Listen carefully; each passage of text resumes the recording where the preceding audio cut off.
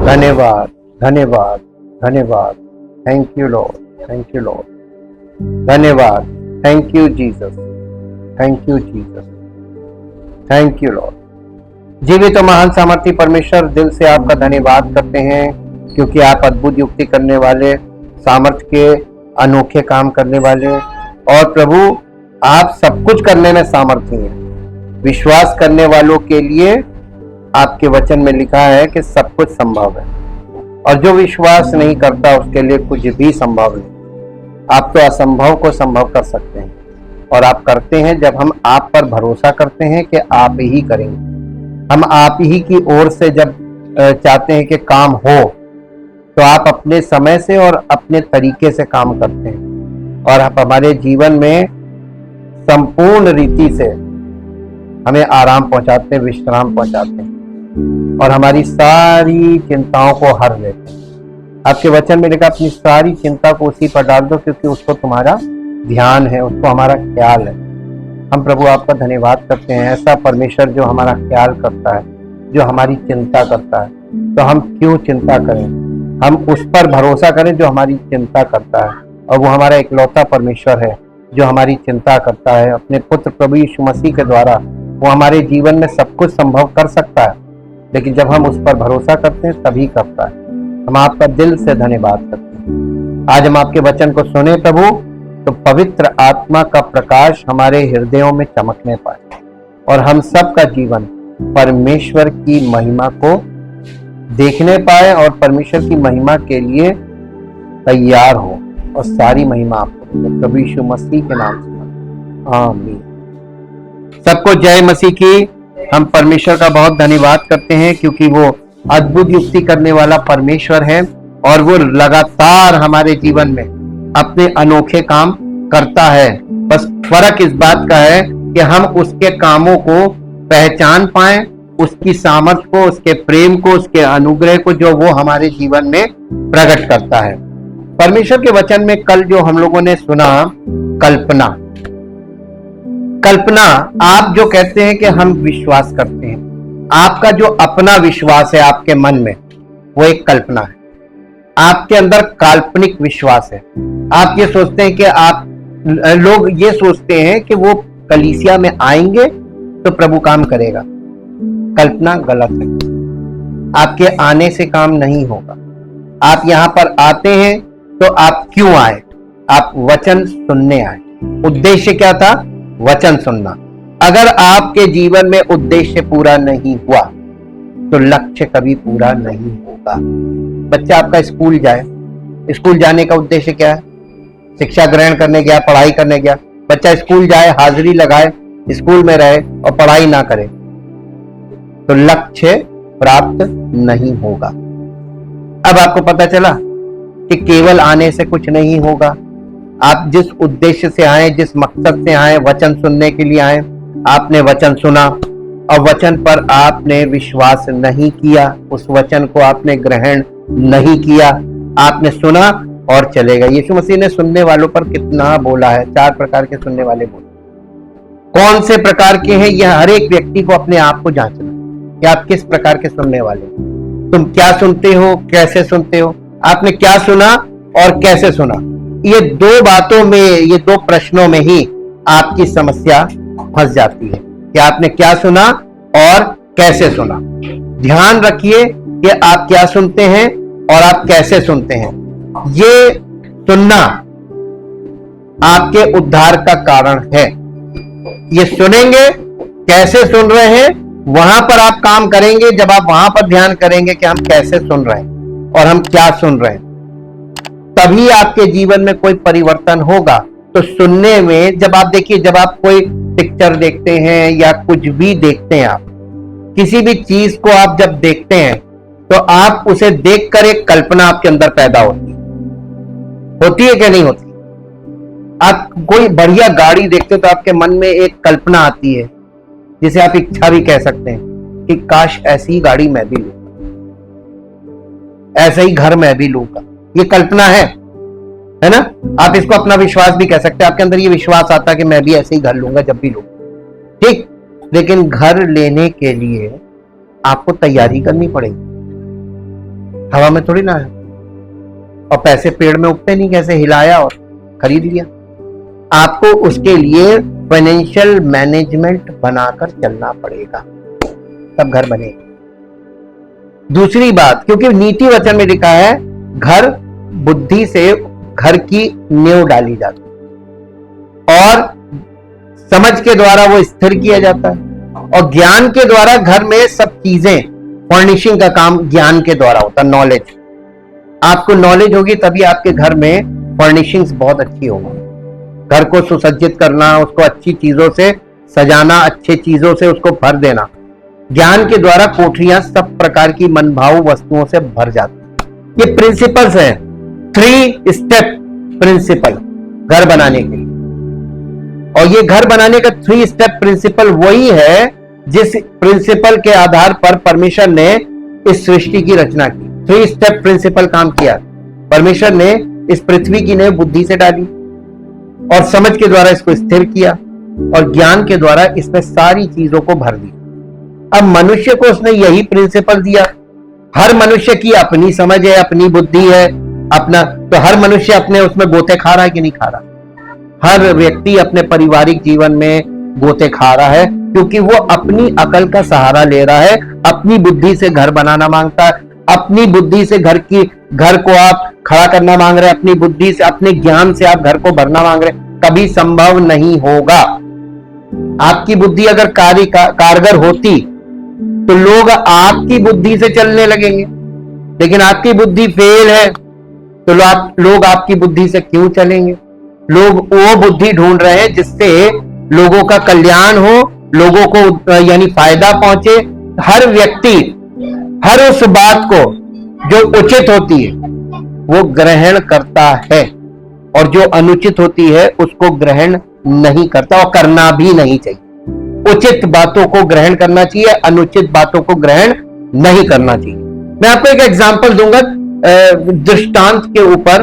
प्रभु यीशु मसीह जो दृष्टांत बोल रहे थे वो लोगों की कल्पना में कुछ डाल रहे थे। देखिए, कल्पना में जो आपके जाता है वो सीधा आपके हृदय में जाता है, सीधा हृदय में जाता। प्रभु यीशु मसीह ने मुंह से वचन बोले, लेकिन वो वचन धार्मिक क्रियाएं नहीं बोली कि दुआ करो और ये करो और वो करो। उसने दृष्टांतों में बातें क्यों? वो मनुष्यों की कल्पनाओं को जगाता है। पतन के कारण, मेरे साथ एक पद निकाल के पढ़िए, वहां से हम आज शुरुआत करेंगे। उत्पत्ति की पुस्तक उसका 6 अध्याय का 5 पद। उत्पत्ति की पुस्तक 6 अध्याय और उसका 5 पद। यहां इस प्रकार से लिखा हुआ है, यहोवा ने देखा कि मनुष्यों की बुराई पृथ्वी पर बढ़ गई है। परमेश्वर क्या देख रहा था? मनुष्यों के मन को देख रहा था, है ना, कि उनके मन के विचार में जो कुछ उत्पन्न होता है सो निरंतर बुरा ही होता है। ये पतन के कारण है, पाप पतन के कारण, है ना। The Lord saw that the wickedness of man was great in the earth, and that every imagination and intention of all human thinking was only evil continually। यानी उनके मन के अंदर जो आपके विचार पैदा होता है, इच्छाएं जिसको आप बोलते हैं, ये इच्छा नहीं होती, एक्चुअली होता विचार है। और ये विचार जो आपके अंदर, ये कल्पना पैदा होती है कि नहीं होती? आपकी सारी कल्पनाएं जो पैदा होती हैं ये अनलिमिटेड है, थोड़ी थोड़ी देर में कल्पनाएं बदलती हैं। आप जब किसी शॉप पे जाते हैं, कपड़े लेने गए या कोई भी चीज लेने गए, खासतौर से लेडीज जब लेने जाती हैं तो सेल्समैन आपकी था पकड़ रहा होता। जो बहुत एक्सपर्ट होते हैं ना, वो पहली चीज की ये देख लेते हैं कि आप किस बजट में चाह रहे हैं। दूसरी चीज वो देख लेते हैं आपका टेस्ट, कि आप किस तरीके का चाह रहे हैं, है ना। तो वो आपको आपकी चॉइस के अकॉर्डिंग चीजें दिखाते हैं। और आप देखिए, आपको जब वो पहला पीस दिखाता है, अंदर कल्पना में देखिएगा, आपके मन में आएगा यार बहुत सही है, यही। लेकिन तब तक वो दूसरा लाता ना, तो आपका मन बदल जाता है कि नहीं, ये वाले से अच्छा ये वाला लगता है। फिर वो तीसरा रख देता है, तो आप कहते हैं अरे ये इन दोनों से अच्छा ये लग रहा है, तो वो आपकी चॉइस को, आपके इमेजिनेशन को कंफ्यूज कर रहा होता है, ताकि आप इतने में से कोई एक पसंद करें। और आप कोई एक तो पसंद कर ही लेंगे, अगर आपका बजट मैच कर गया और आपकी चॉइस मैच कर गई तो एक ले लें, जितना आपको आवश्यकता आप लेंगे। तो ये किसी चीज को आपके सामने रखने, तो आपकी इच्छा बदलती रहती है ना, आपकी कल्पना भी बदलती रहती है साथ साथ। इच्छा और विश्वास और कल्पना, ये सब एक ही चीज है। ये कल्पना ही है, आपके अंदर जो विचार चलता है। अब हम आपको एक और एग्जांपल बता दें। इसके बिना देखिए, इमेजिनेशन जो है, ये कल्पना जो है, ये बाइबल के सारे प्रतीकों का आधार है। सारे प्रतीकों का आधार कल्पना है। इसका मतलब यह कि प्रतीक का संबंध सीधे कल्पना से होता है, आपके मस्तिष्क से नहीं होता है वो सीधा। और कल्पना कहां होती मालूम? हार्ट, हृदय में। हृदय राजा होता है, वहीं यह कल्पना होती है ना। तो आप देखिए, प्रभु यीशु मसीह ने कहा, नीति वचन में लिखा है कि मनुष्य की आत्मा यहोवा का दीपक दिखाया जा रहा। मनुष्य की आत्मा को एक दीपक के रूप में दिखाया जा रहा। मैंने आपको बताया ये दीपक एक प्रतीक है। दीपक पे आप कल्पना कीजिए कि आपकी आत्मा का मतलब है आपका मन, आपका हृदय, आपकी मस्तिष्क यानी विचारधारा, आपका सब कुछ उसमें आ गया। माइंड, विल, इमोशन, तीनों चीजें आ जाती हैं। सोल, ये आपका भीतरी मनुष्यति, आपकी आत्मा, ठीक। आपकी आत्मा, हृदय आपकी आत्मा, हमने ये भी बताया आपको। ये जो आपकी आत्मा है, इसमें ये दीपक जो रखा हुआ है, परमेश्वर का वचन, नीति वचन कह रहा है कि मनुष्य की आत्मा यहोवा का दीपक। तो अब ये बताइए, आपका जो भीतरी मनुष्यत्व में है, वो कौन सा दीपक है? जला हुआ कि बुझा हुआ? क्यों बुझा? बॉर्न अगेन नहीं। जो लोग बॉर्न अगेन नहीं होते, उनका दीपक, यानी उनके सामने सारी चीजें वो देखते रहेंगे, सुनते रहेंगे, लेकिन उनके कुछ पल्ले नहीं। क्यों नहीं पड़ रहा? आप उस प्रतीक को देख ही नहीं रहे। उसको देखकर चिंतन करना है, आपको मेडिटेट करना है कि यार परमेश्वर हमको ये दीपक। देखिए, सपने में लोग एक कोई चीज देखते हैं और उस पर कल्पना करते हैं, ये क्यों देखा, इसका क्या अर्थ हो सकता है। और आप 99.9% लोग सपने को नेगेटिवली ही अंडरस्टैंड करते हैं कि हमने आज ये चीज देखी, और उसको नेगेटिव ढूंढते हैं कि इसमें क्या चीज है जो गलत देखी है। हमने ये देखा, अब लगता कुछ अनहोनी होने वाली।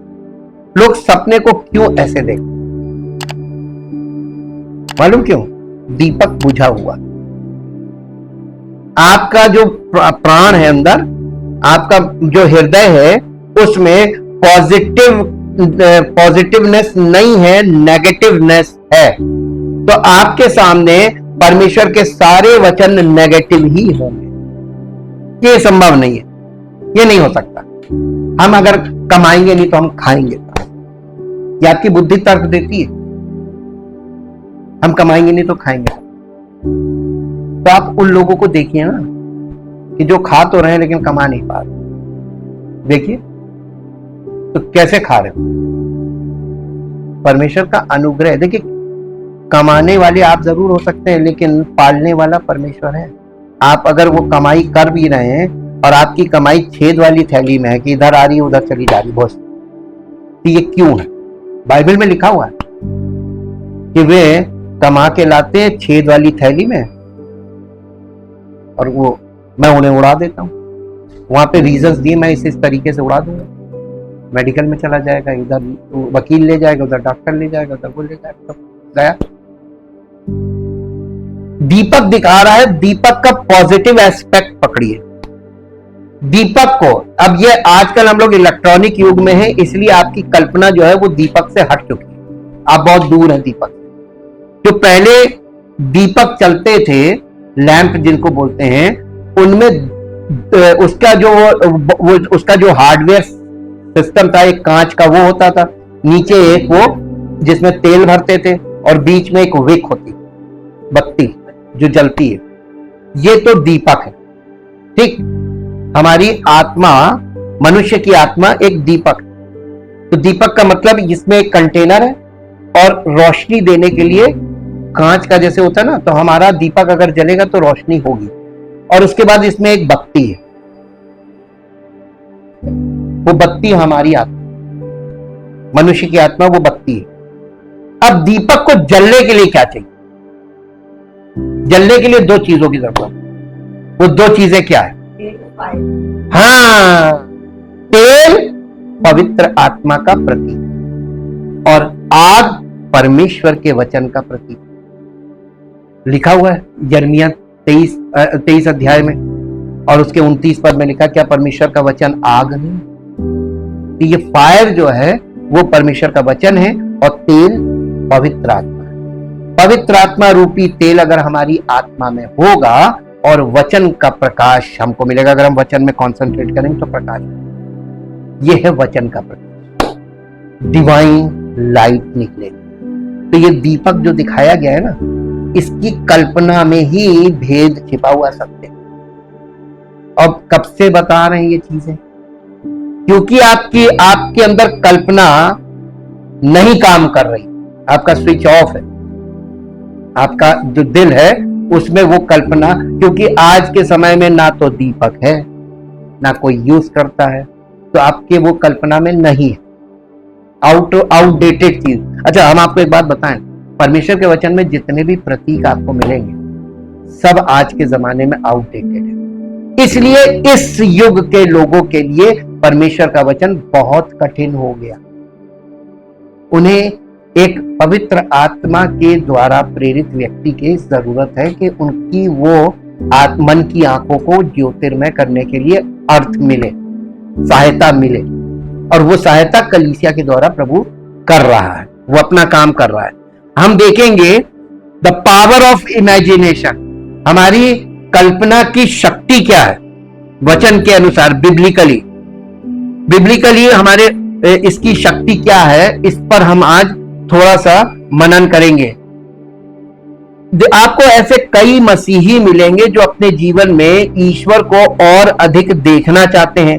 वे अक्सर ये नहीं समझ पाते कि उनकी शक्ति और उपस्थिति का उनका अनुभव उनकी कल्पना से जुड़ा हुआ है। उन्हें ये नहीं मालूम कि ये चीज हमारी कल्पना से जुड़ी हुई है। आप परमेश्वर को देखने की इच्छा रखते हैं, लेकिन आप कल्पना में आप डेड पोजीशन में हैं। आगे बढ़ने से पहले मैं चाहता हूं एक पद और पढ़िए, यह हमको जवाब देगा। रोमियो की पत्री उसका पहला अध्याय, रोमियो की पत्री उसका पहला अध्याय, उसका 20 और 21 पद पढ़िए।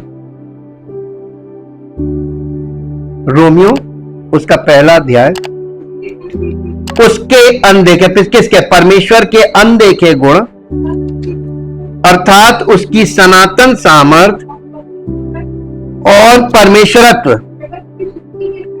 जगत की सृष्टि के समय से उसके कामों के द्वारा देखने में आते हैं, यहां तक कि वे निरुत्तर हैं।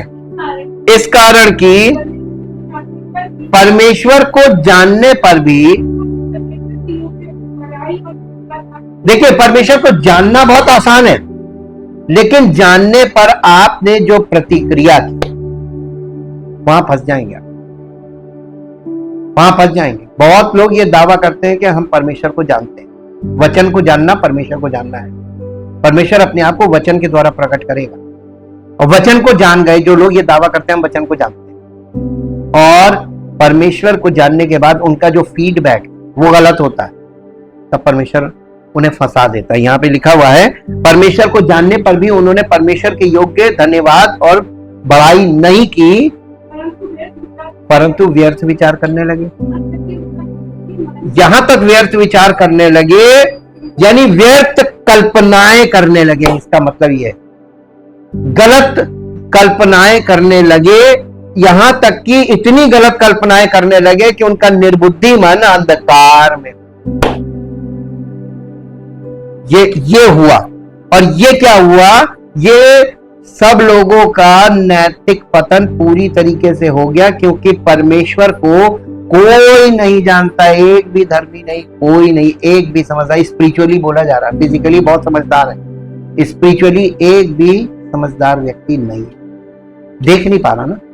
और वो हमारे सामने, हमारे बीच में परमेश्वर दुनिया चला रहा है, दुनिया में सब कुछ चल रहा है। देखिए, सब जीवित प्राणी जीवित है, जीवन है और भरपूरी का जीवन है, पहले से ज्यादा जीवन है। पहले लोगों की जो लाइफ स्पैन था वो द्वितीय विश्व युद्ध के बाद, देखिए आप सर्च करके देखिएगा, लाइफ स्पैन हमारे हिंदुस्तान में तो बहुत कम था, 40-50 तक लोग नहीं, उसके आगे नहीं जी पाते थे। हाइजीन प्रॉब्लम थी, मेडिकल प्रॉब्लम थी, चीजें नहीं थी। आज तो लोगों को भरपूरी का जीवन मिल रहा है ना। खाने की प्रॉब्लम थी, अब खाने को भी खूब भरपूरी से मिल रहा है। ये जीवन के सोर्स हैं, रिसोर्सेज, तो पहले से ज्यादा जीवन के संभावनाएं हैं। लेकिन उसके बाद आज इंसान फंस गया, व्यर्थ कल्पनाएं कर, हर व्यक्ति अपने जीवन में व्यर्थ कल्पनाएं कर रहा है। जब कोई व्यक्ति परमेश्वर का वचन सुन रहा होता है ना, तो वो उसका मन उसकी कल्पना में चला जाता है। वो सब लोग अपनी अपनी कल्पनाएं कर रहे हैं, इसलिए सबकी अंडरस्टैंडिंग अलग अलग होती है।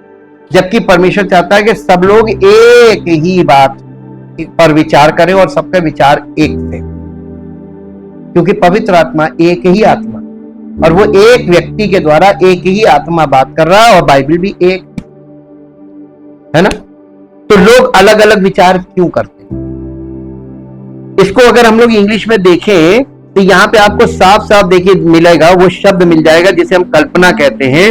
यहां पर लिखा है, for ever since the creation of the world is his invisible nature and attributes, that is his eternal power and divinity have been made intelligible and clearly discernible in and through the things that have been made, his handiworks.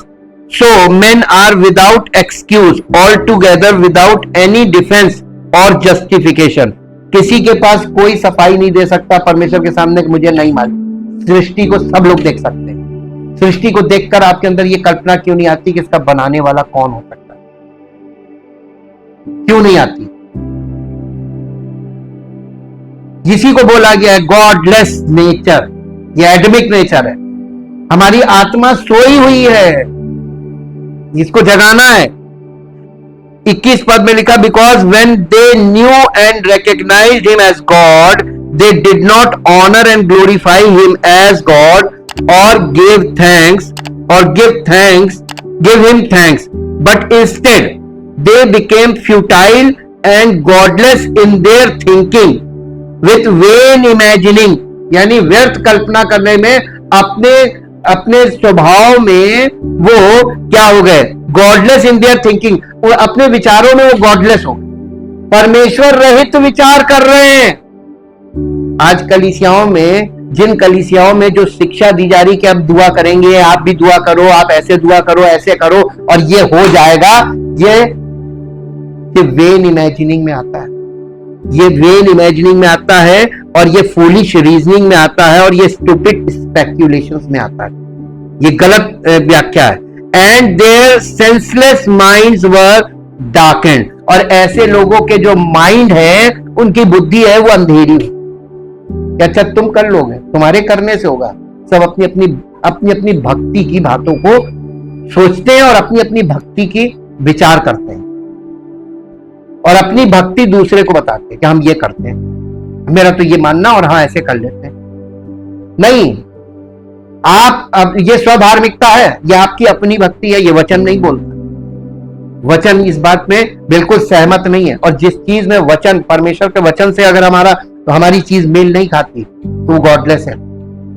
हम लोग जब आजकल की जिस तरीके की शिक्षाएं कलीसियाओं में चल रही हैं, ये हमारी कल्पनाओं को और खराब कर रही हैं। ये क्योंकि ये वेन इमेजिनिंग यानी व्यर्थ कल्पनाएं हैं, व्यर्थ के तर्क हैं, और मूर्खतापूर्ण तर्क हैं, और मूर्खतापूर्ण व्याख्याएं की जा रही। ये नहीं है, ये मसीहत नहीं है। परमेश्वर के वचन में जब जाते हैं, प्रभु यीशु मसीह का बात करने का जो शैली थी, वो पवित्र आत्मा की शैली वही है। पवित्र आत्मा, देखिए, ना पिता बदलता, ना पुत्र बदलता, ना पवित्र आत्मा बदलता। ये तीनों हर काल में वैसे ही हैं, जैसे उत्पत्ति में थे वैसे ही आज हैं और वैसे ही कल भी होंगे। ठीक, अब दुनिया बदल गई, दुनिया में सारी चीजें बदल गई। बाइबल में जो प्रतीक रखे गए वो आउटडेटेड हो गए। अब लोगों की कल्पनाओं को परमेश्वर का आत्मा कैसे टच करेगा? आजकल के जो प्रचारक हैं वो आधुनिक बातों से आपको एग्जाम्पल दे रहे हैं, लेकिन प्रभु यीशु मसीह ने प्राचीन काल की बातों को एज इट इज रखा। क्यों? इसके आगे बढ़ने के लिए मेरे साथ एक पद निकालिए जो आपको पता चलेगा। पवित्र आत्मा की शैली पकड़िए। पवित्र आत्मा के सत्य का आत्मा कैसे बात करता है, कैसे बात करेगा सत्य का आत्मा? मेरे साथ निकालिए मत्ती रचित सुसमाचार उसका 13 अध्याय। मत्ती रचित सुसमाचार उसका 13 अध्याय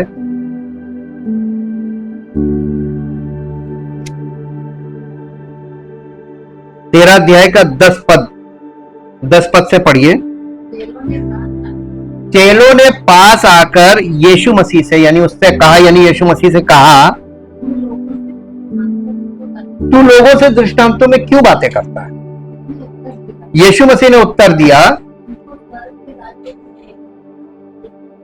तुमको स्वर्ग के राज्य के भेदों की समझ दी गई है, पर उनको नहीं। उनको किनको? मतलब यीशु मसीह अपने चेलों को और बाकी अन्य लोग जो सुनने आते थे उनकी बात कर रहा था। चेलों को वो चीज मिली थी और बाकी लोगों को नहीं मिली थी। क्यों? चेलों को कैसे मिली थी? क्योंकि यीशु मसीह उनके साथ था और वो उनका गुरु था और वो उसके चेले थे, है ना? तो जब आप यीशु मसीह के चेले बनेंगे तो आपको ये समझ मिल जाएगी कि भक्त बनेंगे तब मिलेगा। चेले ना, मसीहत में याद रखिए, मसीहत में भक्ति नहीं, चेला। चेले को मिलेगा सब। अब यहां पे ये देखिए कि उसने बोला, उसने उत्तर दिया, तुमको स्वर्ग के राज्य के भेदों की समझ दी गई पर उनको नहीं, क्योंकि जिसके पास है क्या समझ? स्वर्ग के राज्य के भेदों की समझ, रहस्यों की समझ उसको दिया जाएगा और उसके पास बहुत हो जाएगा। और जिसके पास कुछ नहीं है, स्वर्ग के राज्य के भेदों की समझ वो मालूम कहां होती? कल्पना में होती। वो उसके पास कुछ नहीं है, उससे जो कुछ उसके पास है वो भी ले लिया जाएगा। हाँ, मैं तुमसे दृष्टांतों में इसलिए बातें करता हूं कि वे देखते हुए नहीं देखते और सुनते हुए देखते हुए देखना। इसका मतलब यह है कि आपको अपनी शारीरिक आंखों को नहीं, आपको अपनी मन की आंखों से देखना। कल्पना, इसी को कल्पना बोलते हैं। मन की आंखें कल्पना है। आप कल्पना में क्या देख रहे हैं, आप क्या सुन रहे हैं और कल्पना में क्या देख रहे हैं जी। और सुनते हुए नहीं सुनते और नहीं समझते, इसीलिए नहीं समझ रहे हैं ना, कल्पना नहीं कर पा रहे हैं। उनके विषय में यशाया की भविष्यवाणी पूरी होती है, तुम कानों से तो सुनोगे पर समझोगे नहीं और आंखों से देखोगे पर तुम्हें ना सूझेगा, क्योंकि इन लोगों का मन मोटा हो गया है। मन में प्रॉब्लम, मन लगता ही नहीं, मन स्थिर है ही नहीं। मन हमेशा शारीरिक बातों में लगा रहता है, शारीरिक बातों में कि ये चीज। आप मन आपका जब तक बिगड़ा रहेगा तब तक आपका काम नहीं बनेगा। मन को सुधारो, अपने मन को सुधारो। और वे कानों से ऊंचा सुनते हैं और उन्होंने अपनी आंखें मूंद ली हैं। आंखें मूंद लेने का मतलब यहां पर है कि आप कल्पना नहीं करना मांगते, आपसे बच चाहते हैं कि कोई शारीरिक तौर पर हमारे काम को बना दे, है ना? कहीं ऐसा ना हो कि वे आंखों से देखें और कानों से सुने और मन से समझें और फिर जाएं और मैं उन्हें चंगा करूं। पर प्रभु यीशु मसीह तैयार है काम करने को। आप तैयार ही नहीं, आपका मन नहीं तैयार, आपका दिल नहीं तैयार है। इसलिए देखिए, जब हम ये कहते हैं कि जब कल्पना कहते हैं तो ज्यादातर मसीही सोचते हैं कि मैं कल्पना या मन पर नियंत्रण की बात कर रहा हूं, मैं इसमें से किसी के बारे में बात नहीं कर रहा हूं। क्या आप जानते हैं कि परमेश्वर के वचन में, पवित्र वचन में कल्पना के बारे में बहुत कुछ कहा गया है? ये बाइबल में बहुत कुछ है इसका। जब इसका प्रयोग सकारात्मक अर्थ में किया जाता है तो पवित्र शास्त्र इसे आशा कहता है। कल्पना का मतलब है आशा। आपके अंदर जो आशा है वही कल्पना है। आपका जो हिस्सा उम्मीद करता है वो आपके उस हिस्से का परिणाम है जो कल्पना करता है। कैसे?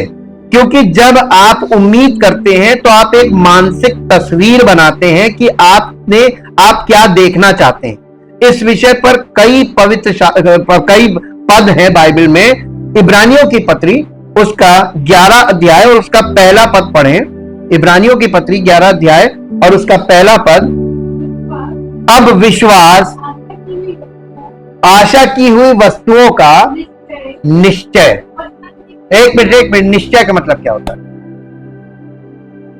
आशा की हुई, आप जिस चीज की आशा कर रहे हैं आपको दिखेगी नहीं, वो आपकी कल्पना में है। भाई आपने कल्पना की है कि मुझे ऐसा चीज एक चाहिए।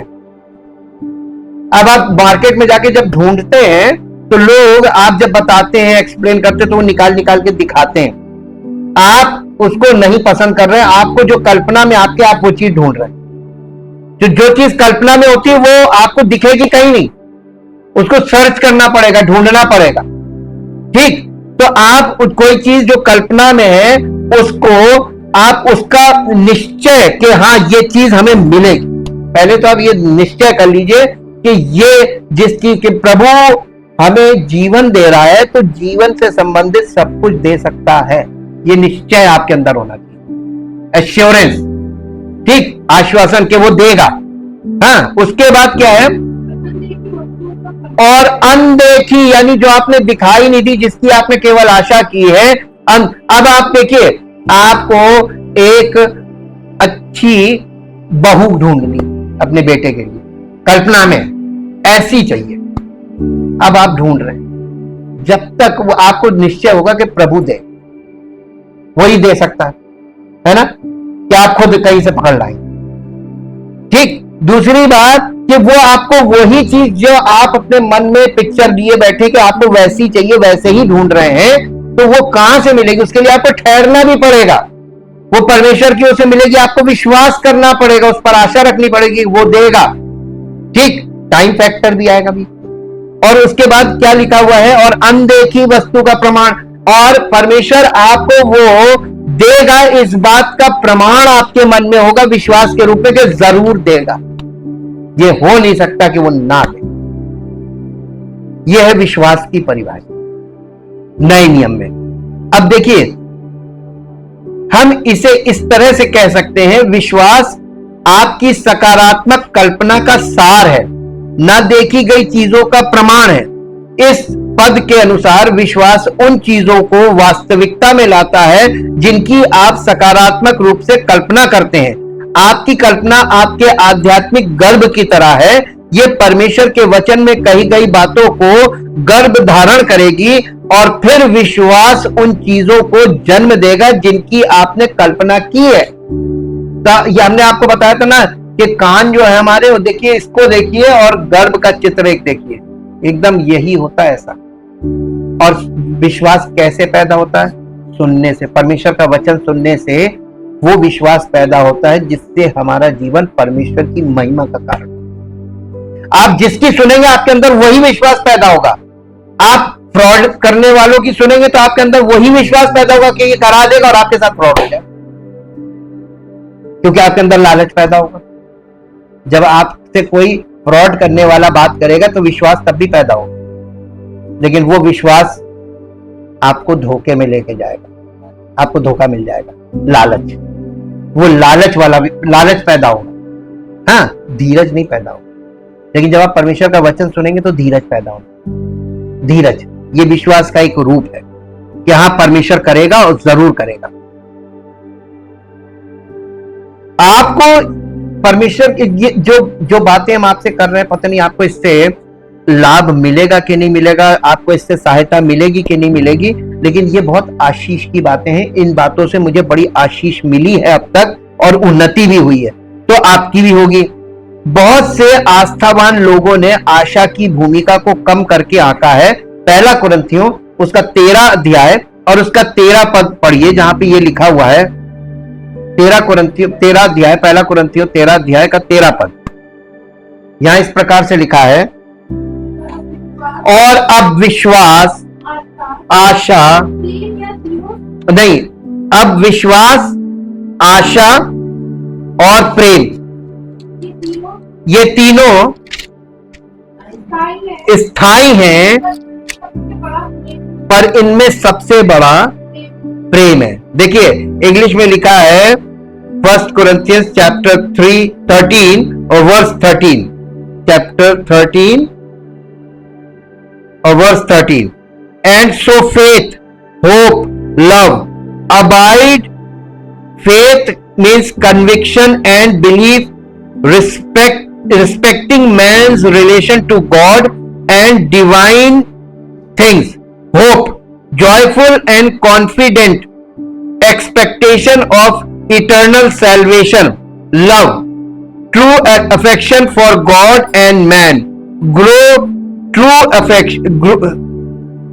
Growing out of God's love for and in us. यानी हमारे अंदर these three, but the greatest of these is love. इसमें सबसे बड़ा प्रेम है। ये वो प्रेम नहीं है जो हमारे अंदर है, ये वो प्रेम है जो परमेश्वर से हमें मिलता है। ये है अगापे लव।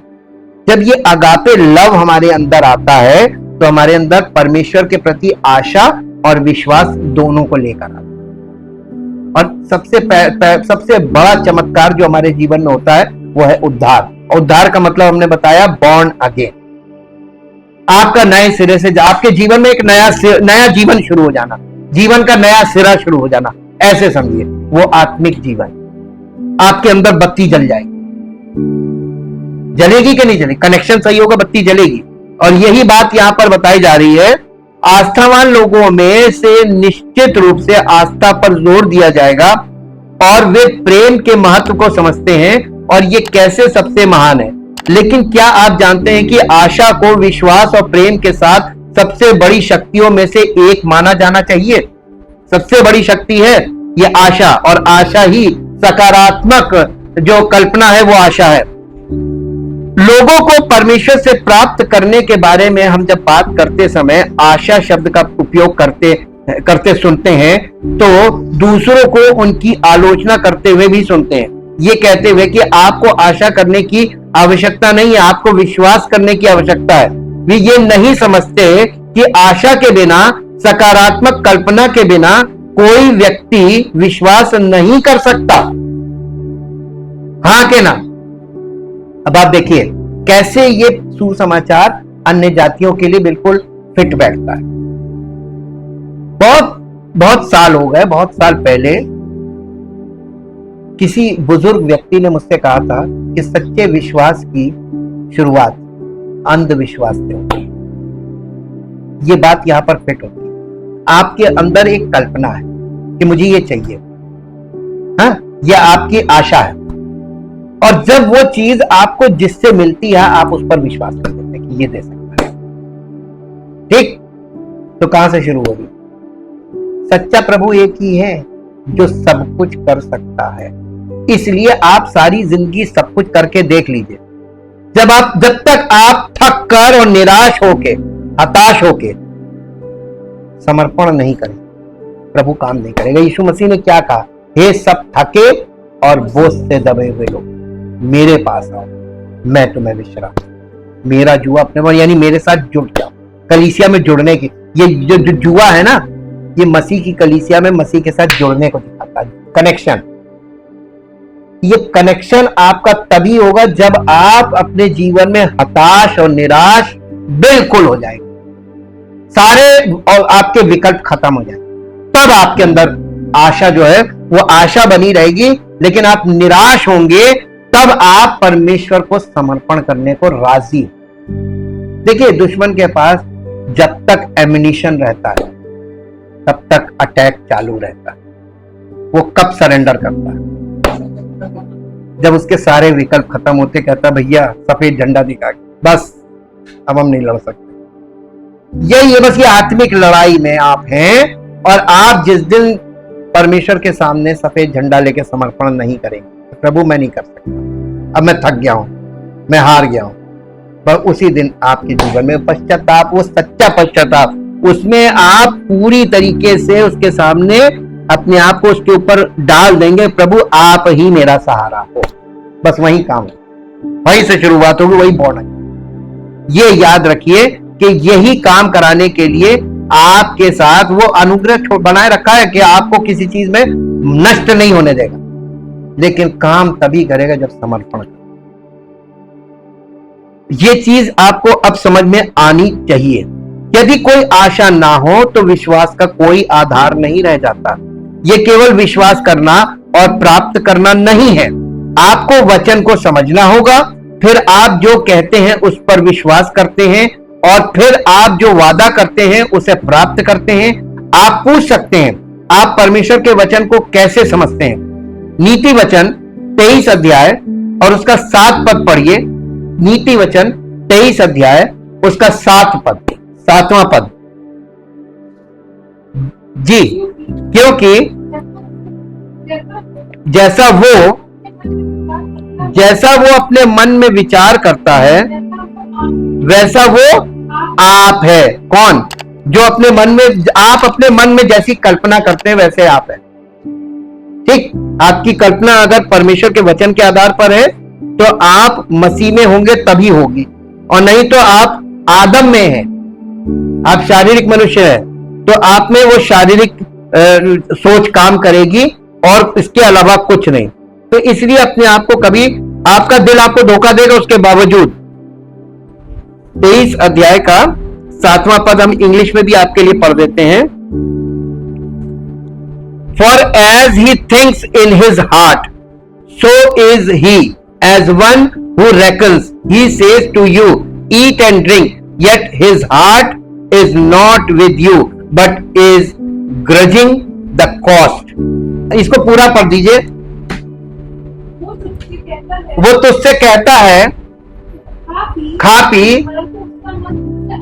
आप कभी ऐसे व्यक्ति के यहाँ गए हैं पार्टी में जिसने आपको बुलाया और आपसे कह रहा खाओ खाओ खाओ खाओ पियो, लेकिन मालूम है वो अपने मन में आपको ये देख रहा है कि यार कितना खाता है, सभी खा जाएगा क्या? मन के अंदर उसके आपके प्रति, यानी इसका कहने का मतलब नीति वचन में यहाँ पर यह है कि जो आपसे प्रेम ना रखता हो आप उसके साथ खाना मत करो, आप उसके साथ भोजन मत करो। वो आपको खिला तो देगा, लेकिन उसका खाना, उसकी जो अंदर से जो भावना है वो अच्छी नहीं है, तो वो खाना आपके लिए सही नहीं। परमेश्वर आपसे प्रसन्न नहीं होगा बल्कि नाराज है। ये खाने के चक्कर में हर जगह चला जाता है, और खाने पे लोग बहुत जल्दी गिरते हैं। नहीं गिरना चाहिए। ये आपकी नीयत इतनी मजबूत हो कि हमको जो हमें परमिशन दिया वो हम खाएंगे। ठीक, किसी के भोजन में भी ना फंसे, क्योंकि लोग भोजन खिलाकर भी फंसाते हैं। अब यहाँ पे आपने ये देख लिया कि जो व्यक्ति अपने मन में विचार करता है या कल्पना करता है वैसा वो आप है। जो आप सोचते हैं या जिस पर आप ध्यान लगाते हैं उसी तरह आप चीजों को समझते हैं, चाहे वे अच्छी हो या बुरी।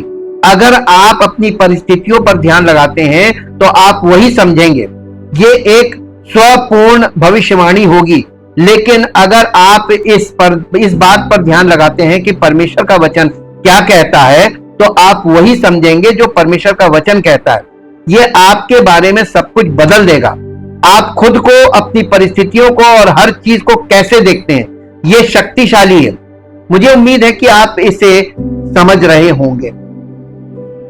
एक पद निकालिए जो आपको मिलेगा, भजन संहिता उसका पहला अध्याय उसका 1, 2, 3 पद पढ़िए। भजन संहिता उसका पहला अध्याय उसका 1, 2, 3 पद। या क्या ही धन्य है वो पुरुष या वो मनुष्य जो दुष्टों की युक्ति पर नहीं चलता और ना पापियों के मार्ग में खड़ा होता है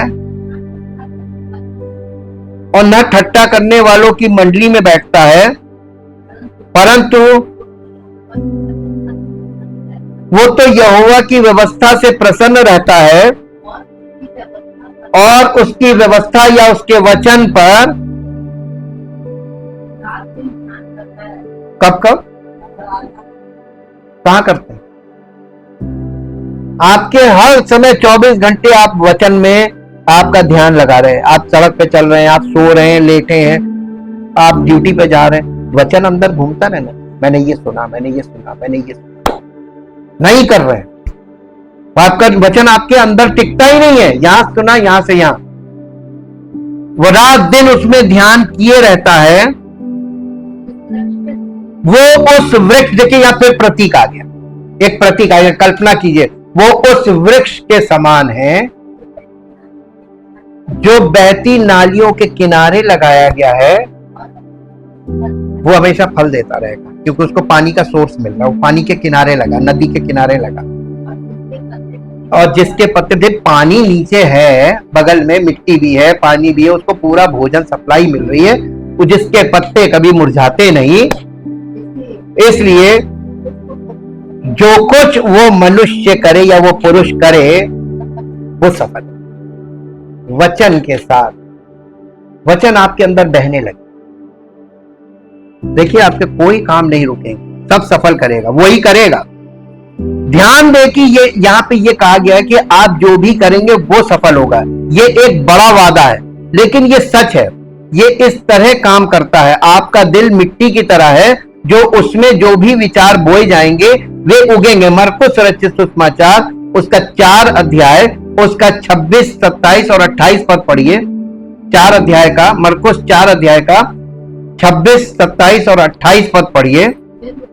फिर उसने कहा, परमेश्वर का राज्य ऐसा है जैसे कोई मनुष्य भूमि पर बीज छींटे और रात को सोए और दिन को जागे, और वो बीज ऐसे उगे और बढ़े कि वो बोने वाले को पता ही ना चले कि कब उगाए। जी, पृथ्वी आप से आप फल लाती है। तो ये पृथ्वी जो है, यहाँ पे पृथ्वी का मतलब ये वो है, क्या नाम है, रूपक है यहाँ पे पृथ्वी। ये फिजिकल धरती भी, जो फिजिकल धरती जैसे आप अपने आप चीजें को उगाती है, वैसे ही हमारी हृदय रूपी भूमि भी अपने आप उगाएगी। तो अपने आप उगेगा तो झाड़ी झंकारी जंगल उगेगा, लेकिन जो बोएंगे और उसको पहले भूमि को तैयार करेंगे और कल्टीवेटिंग करेंगे, यानी उस पर हल चलाना, फिर उसको भूमि को तैयार करना, फिर उसमें बीज डालना और फिर उसकी निराई गुड़ाई सिंचाई करना, तो फल आएगा कि नहीं आएगा? भूमि आप से आप फल लाती है। ये पृथ्वी अपने आप उपज उपजाती है, लेकिन अपने आप वाली सबके अंदर उपज रही है। आपके मन में क्या पैदा हो रहा, कौन सी कल्पना है, कौन सा विश्वास है जो आपके अंदर खुद पैदा होता है? अंधविश्वास। कह रहे हम ये करेंगे और ये हो जाए, ये अंधविश्वास। लेकिन वचन क्या कह रहा है? वचन रूपी बीज को अपने हृदय में रखो, उसको उगने दो। वो उगेगा ना, तो वो परमेश्वर की महिमा के फल प्रकट करेगा। यहां पे यीशु मसीह देखिए एकदम देहात के लोगों से बात कर रहे थे, जो इन परिस्थितियों को बहुत अच्छी तरीके से जीते थे। उनका ये कारोबार था, वो इसके अर्थ समझते, उनकी इमेजिनेशन में ये चीजें बिल्कुल स्पष्ट थी। आज शहरी लोगों के लिए ये कठिन हो, आउटडेटेड लोग। इसीलिए परमेश्वर के वचन को, जो बिल्कुल एकदम ऐसा है, आसानी से समझा जाने वाली चीज, उसी में लोग गोते खा रहे, उलझ रहे, जबकि बहुत सरल है। अनपढ़ लोगों के लिए है ये पढ़े लिखों के है ही नहीं। अगर आप मेरी बात समझ पाए तो ये अनपढ़ लोगों के लिए है, और अनपढ़ों को समझ में आया, आज पढ़े लिखों को नहीं आ रहा। यहां पे देखिए क्या कहा गया है कि अपने आप, पृथ्वी अपने आप, 27वां पद,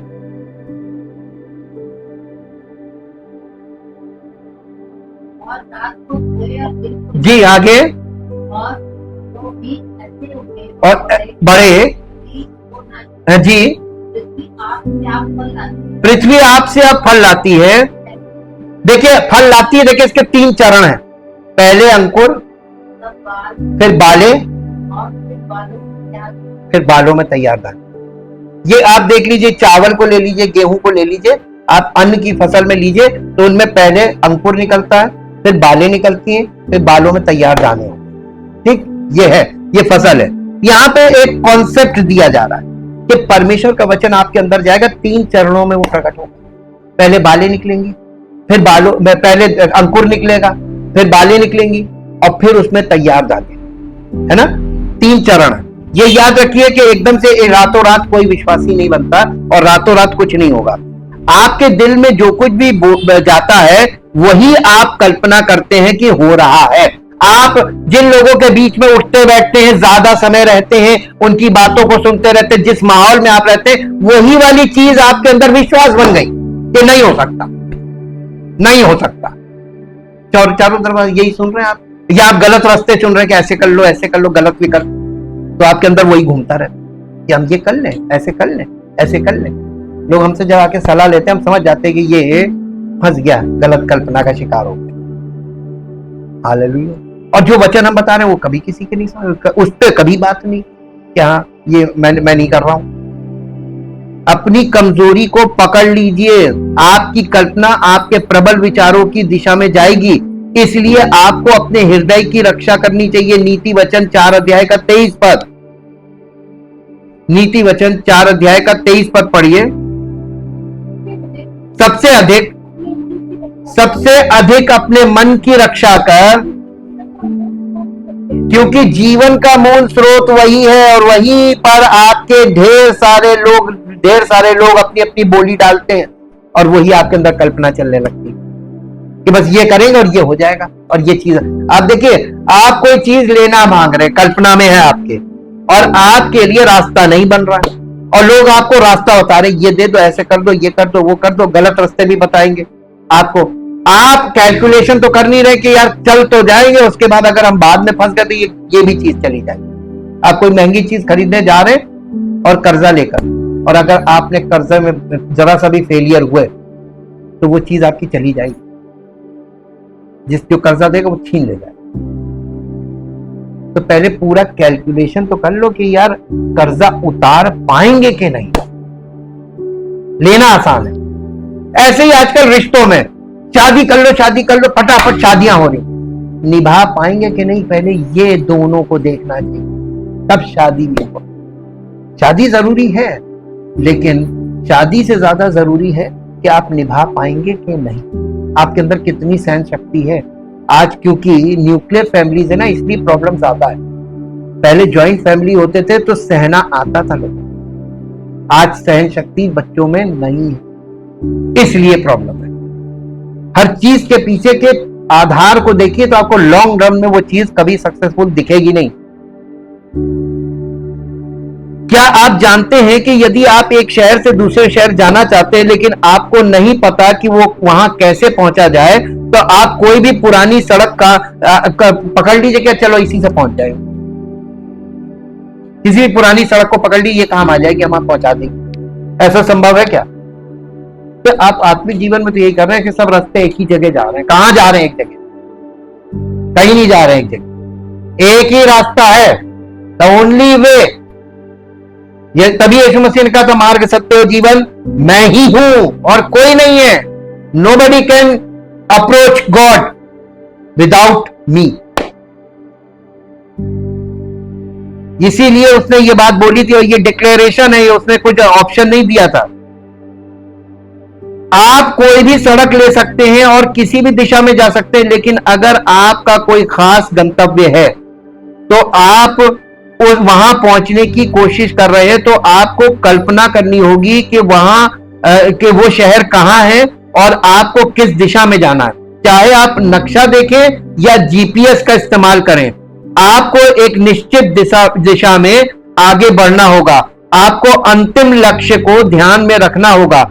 और अगर आप लंबी दूरी की यात्रा कर रहे हैं और किसी निश्चित स्थान पर पहुंचने में आपको 1 दिन से ज्यादा का समय लगने वाला है, तो आप जानते हैं कि क्या आपको यह पता होना चाहिए कि आप रास्ते में कहीं रात बिताने जा रहे हैं। आपको इन चीजों के बारे में सोचना होगा। क्या आप जानते हैं कि ये सब आपकी कल्पना है? क्या आप जो जहां जा रहे हैं रास्ते में आपको भोजन की भी जरूरत पड़ेगी, रहने की भी जरूरत पड़ेगी, कहां ठहरेंगे, क्या खाएंगे। जो यहां पे मैं जो कुछ कह रहा हूं उसे शब्दों में बयान करना मुश्किल है, क्योंकि मैं ऐसी चीजों के बारे में बात कर रहा हूं जिन्हें आप देख नहीं सकते, लेकिन मैं इसी तरह जीता हूं। मेरी सेवकाई और परमेश्वर के साथ मेरा रिश्ता इन चीजों को अमल में लाए बिना आज जहां है वहां नहीं होता। मैंने बहुत से लक्ष्य तय किए, हैं और मेरा मानना है कि वे प्रभु की ओर से हैं। मुझे पता है कि मैं वहां तभी पहुंच सकता हूं जब मैं उन चीजों की कल्पना करूं जो परमेश्वर ने मेरे दिल में डाली है, और उन पर मनन करूं।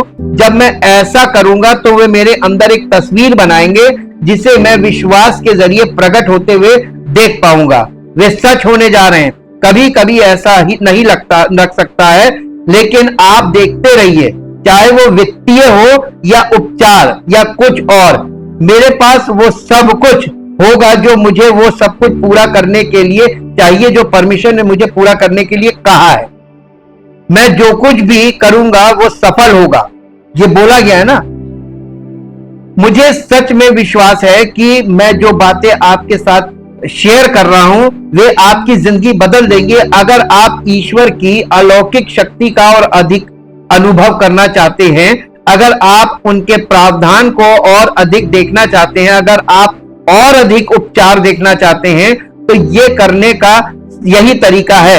आपको शिक्षा को बहुत ध्यान से समझना होगा, और वचन को जब तक वो उसमें जो प्रतीक आपके सामने रखे जाते हैं वो आपके अंदर स्पष्ट नहीं हो जाते, उनका अर्थ, वो अर्थ ही आपके जीवन में काम करेगा। वो उसको कहते हैं आत्मिक सत्य।